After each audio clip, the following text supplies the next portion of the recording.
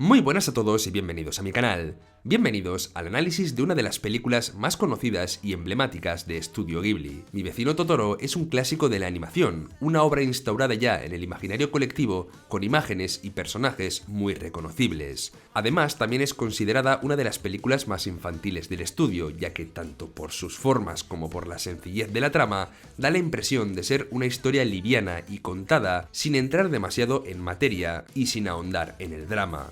Y en parte es así, pero también es verdad que mucha gente pasa por alto que en el trasfondo de la película hay un drama incipiente constante que desde el principio marca y condiciona a los personajes. Hay además una gran cantidad de situaciones que tienen más lecturas aparte de la que estamos viendo, lecturas metafóricas que nos están hablando de cómo una familia puede estar rompiéndose, desestructurándose por una situación verdaderamente compleja. Por eso, hoy vamos a analizar la película y ver en qué momentos el verdadero drama aflora y se deja ver, y por qué son más de los que parecen a simple vista.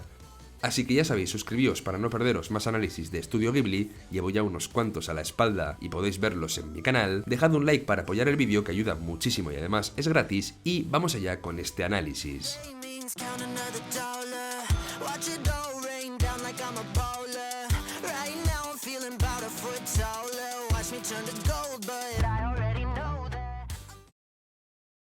El punto de partida de Mi vecino Totoro es muy similar al del viaje de Chihiro. En ambas películas estamos experimentando un cambio significativo para los personajes protagonistas, una mudanza, lo cual significa, como digo, un cambio drástico en la vida de los personajes infantiles. Y en Mi vecino Totoro, además, este cambio sucede con la ausencia de la madre, ya que sigue ingresada en el hospital, lo cual hace que la situación sea aún más compleja. Pero curiosamente, aunque sus personajes parecen encontrarse en una situación peor, Mi vecino Totoro da la sensación de ser, desde el principio, una obra más alegre y distendida que la de Chihiro.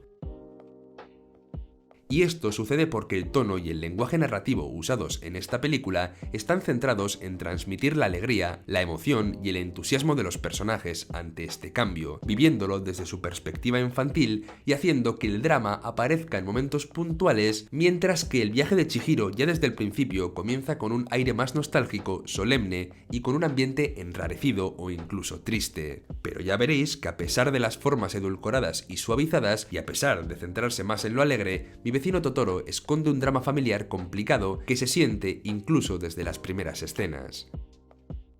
Pero antes, el primer tema que quiero analizar de esta obra es la magia y las criaturas mágicas. La película nos sitúa desde el principio desde el punto de vista de las niñas, Mei y Satsuki, y vamos a vivir todo lo que sucede en esta historia desde su perspectiva. Y eso hace que la pregunta surja: ¿son los duendes del polvo, Totoro o el gato bus seres reales? ¿O estamos viendo cómo estas niñas recurren a la imaginación para vivir y para poder disfrutar situaciones difíciles? En mi opinión, la película permite las dos lecturas y ambas son válidas, bonitas e interesantes, tanto la de que Totoro exista y sea un ser real del bosque, como la de que la imaginación y los juegos sean un recurso de las pequeñas para poder sobrellevar las dificultades y evadirse de los problemas que no son capaces de procesar aún con su corta edad.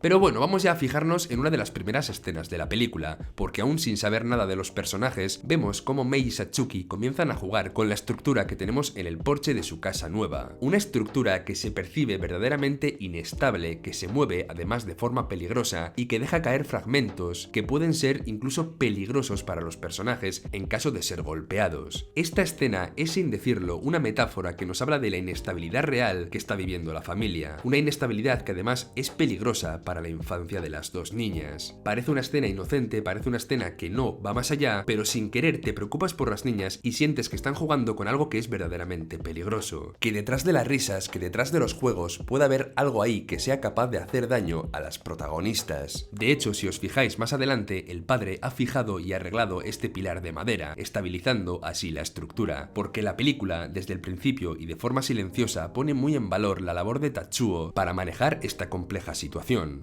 El padre es el que está esforzándose por hacer que nada se tambalee mientras las niñas viven esta difícil situación de mudanza y ausencia materna. Trabaja, cuida de ellas como puede y se preocupa de su mujer. Un equilibrio complejo e inestable como la estructura del porche, pero que él hace lo posible para que se sostenga y para que sus hijas puedan tener una buena infancia, con lo cual buena metáfora de la película. Más adelante hay otra escena de estas que me gustan mucho, que es la del baño. En este momento se levanta un viento terrible que empieza a sacudirlo todo. El viento representa este drama y esta tristeza que sobrevuela constantemente a la familia. Se nos aclarará más adelante en la película lo que es, pero tiene que ver con la salud de su madre y el miedo a que muera. Y la reacción del padre es volver a ayudar a las niñas a disipar el miedo a través de la risa y del juego. Y esto ahuyenta también a los duendes del polvo, que en esta película simbolizan el abandono y la tristeza que germina en los lugares vacíos. La familia debe convertir este nuevo lugar, ajeno y abandonado, en su nuevo hogar, y a través de estos momentos íntimos y alegres van echando poco a poco a esos duendecillos y convirtiendo la casa en un lugar cálido y acogedor, convirtiéndolo poco a poco en su hogar. Hasta este momento la película no nos ha hablado directamente de cuál es el drama de los personajes, hasta que nos revela claramente la situación de Yasuko, la madre de las chicas, diciéndonos que está en el hospital. Aunque en las jóvenes no hemos percibido físicamente la tristeza, sí que se percibe que algo no va del todo bien. Pasamos a otra escena cortita que me gusta mucho, que es la del padre trabajando desde casa, una de las pequeñas ventanas a través de las cuales la película nos enseña por un instante la preocupación de Tatsuo, la responsabilidad que siente y lo difícil que es para él llevar toda la situación adelante. Mirad cómo el plano tiene dos niveles de profundidad. Por un lado, en la parte más cercana tenemos el trabajo y el sacrificio del padre para que lo que sucede en el segundo plano pueda tener lugar, que es la alegría de las hijas. Un plano muy potente. El estrés de un padre tratando de evitar que sus hijas lo pasen mal mientras no puede descuidar las labores del hogar ni su responsabilidad en el trabajo, al mismo tiempo que se preocupa por su esposa. Si bien vemos por primera vez la preocupación en su rostro, también vemos qué es lo que hace que vuelva a sonreír y vuelva a tener fuerzas, que es el momento en el que Mei le lleva unas flores del jardín. La película nos está diciendo que la alegría de las niñas también es clave para que el padre siga teniendo fuerzas, que se están ayudando mutuamente en esta situación compleja y que la felicidad de las niñas es lo que le da fuerzas al padre para seguir con su tarea.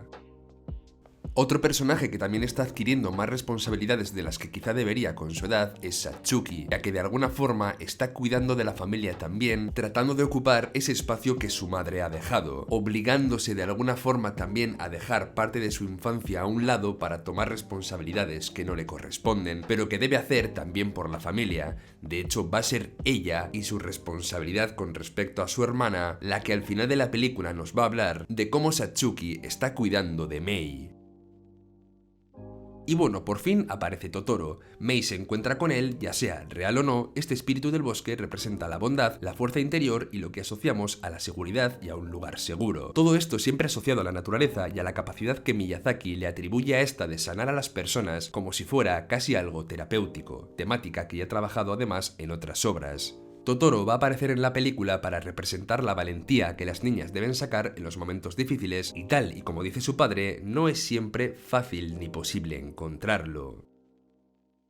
Si os fijáis, la primera vez que Mei se pierde tiene que ver con el hecho de que el padre no esté totalmente pendiente de ella. El padre tiene un montón de tareas que realizar y eso hace que no pueda estar tan pendiente de sus hijas, dejándolas quizá más solas de lo que deberían estar. Ojito porque esto es importante, porque esta soledad, este abandono y el hecho de que los personajes se pierdan, tiene después importancia en el conflicto final de la película. Y entonces la situación comienza a ser insostenible y el drama comienza a aflorar de verdad con la tormenta. Mei va al colegio porque se siente sola y a la vuelta rompe a llover. Es la primera representación de cómo la situación familiar y la inestabilidad que están viviendo afecta a las niñas. De hecho, hasta la propia atmósfera de la película cambia, que se vuelve más oscura y más lúgubre. Por eso, gestos como el de su vecino, Kanta, tienen mucha fuerza, porque él les deja un paraguas para no mojarse. El paraguas en esta película simboliza protección, amabilidad, y veréis como más adelante hay un par de simbolismos muy bonitos y muy interesantes al respecto.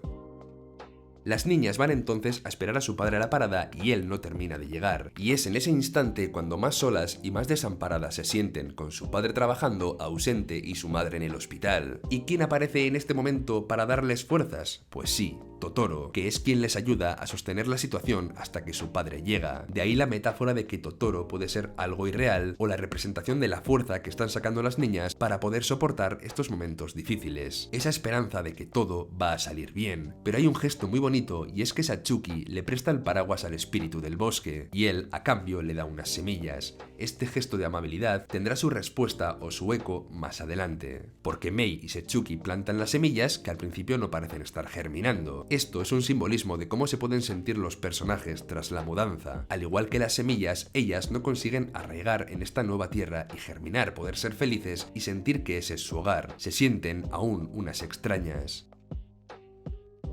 Pero ¿qué sucede entonces? Que aparece una vez más Totoro y hace que las semillas crezcan hasta crear un gran árbol que tiene forma de paraguas y cubre la casa. Otra vez, ese simbolismo de protección. Depende de cómo se entienda la película, podemos o bien decir que el espíritu del bosque está protegiendo su casa y asegurando que sean felices allí, o que la esperanza y la fuerza interior es lo que les está ayudando a sentir que esa nueva casa es un lugar seguro. Ambas interpretaciones, como digo, son muy bonitas y me gustan. ¿Y qué pasa después? Que a la mañana siguiente esos árboles han germinado de verdad y es la película diciéndonos que esa casa comienza poco a poco a ser su hogar de verdad y ellas se van acostumbrando poco a poco a esa nueva vida, a esa nueva situación que tienen y a ese nuevo lugar con el que poco a poco están más y más conectadas. Entonces esos brotes son como la esperanza de un futuro feliz y prometedor. Y llegamos así al conflicto final de la película, que era uno que llevaba de fondo durante toda la obra, porque la inestabilidad familiar o la ausencia momentánea de la madre es una consecuencia, pero el miedo real viene de la posibilidad de que su madre muera, y el telegrama, avisando de que la madre ha empeorado, enciende y hace aflorar todos esos miedos. El caos se apodera entonces de la familia y para mí, esta escena final sí que es muy metafórica. Nos habla de cómo en ese caos surgido de la inestabilidad y el miedo, un niño puede perderse, puede sumirse en la tristeza, cambiar, caer en una depresión o pasar una etapa que le marque para el resto de su vida. Eso nos está queriendo decir la obra, al menos en mi opinión, con el momento en el que Mei desaparece. Ese sería el subtexto o el simbolismo de los hechos que verdaderamente suceden en la película. Aún así, la representación de cómo suceden los hechos en la película es muy buena, porque ella desaparece queriendo llevarle una verdura de la abuela a su madre, de esas que, tal y como dice la señora, lo curan todo, con lo cual es como un impulso muy inocente de una niña de querer salvar a su madre. Por otro lado, también el momento absolutamente dramático de cómo aparece una sandalia y los lugareños están buscando el cadáver de la niña en el agua hasta que la hermana llega y dice que la sandalia no es de ella. Este es un momento verdaderamente escalofriante y en el que la tragedia absoluta asoma en la película, pero por suerte no estamos en ese tipo de obra como si pueden ser otras de Ghibli. Y finalmente tenemos el rescate de una hermana a la otra a través de los elementos mágicos. Totoro y el gato Bus rescatan a la niña de su soledad y juntos van a ver a su madre para después, como digo, volver a casa juntas. Vuelvo a repetir, y sé que me estoy repitiendo un poco, que me gusta la interpretación tanto de que sea el espíritu del bosque con el cual Setsuki fue amable quien esté cuidando de ellas, así como la idea de que una hermana rescata a la otra a través de la bondad, la imaginación, el amor y la fuerza, como si ese vínculo entre las dos hermanas fuera lo que ha dado fuerza a Setsuki para ayudar a Mei. Como llevo repitiendo durante todo el análisis, creo que la película admite las dos lecturas. Pero ya veis que Mi vecino Totoro es una película que esconde bastante más de lo que se ve a simple vista. Es una película sencilla, sí, pero no es nada fácil representar con sencillez y para niños un drama familiar en el cual la madre está hospitalizada, el padre está sacando adelante a las niñas y su trabajo al mismo tiempo, y las niñas comienzan a sentir en su vida esa ausencia y ese miedo derivados de la inestabilidad del núcleo familiar. Y como respuesta a eso, como digo, la fuerza interior que saca la familia, representada en Totoro y en los demás seres del bosque, para poder sobrellevar esta situación compleja. Por cómo lo consigue y por la belleza innata de esta obra, tanto visual como musical como de animación, Mi vecino Totoro es una de las grandes películas de Estudio Ghibli. Siempre me suele gustar decir que las grandes películas infantiles o dirigidas a niños son las que esconden un subtexto que puede ser leído por los adultos y disfrutado a otros niveles, es decir, películas que tienen más de una capa y que pueden ser vistas por niños y disfrutadas de una forma inocente, mientras que una cabeza más desarrollada y más reflexiva pueda ver cosas en esa película que un niño no. Y creo que Mi vecino Totoro es un buen ejemplo de este tipo de obras. Saber hacer esto bien y poder cohesionar todas esas capas que permite la película, lo saben hacer los genios del cine. Un ejemplo muy reciente y muy bueno también en mi opinión fue, por ejemplo, la segunda parte de El gato con botas, una película también con muchísimas lecturas y de la cual hice un análisis en mi canal hace bastante poco.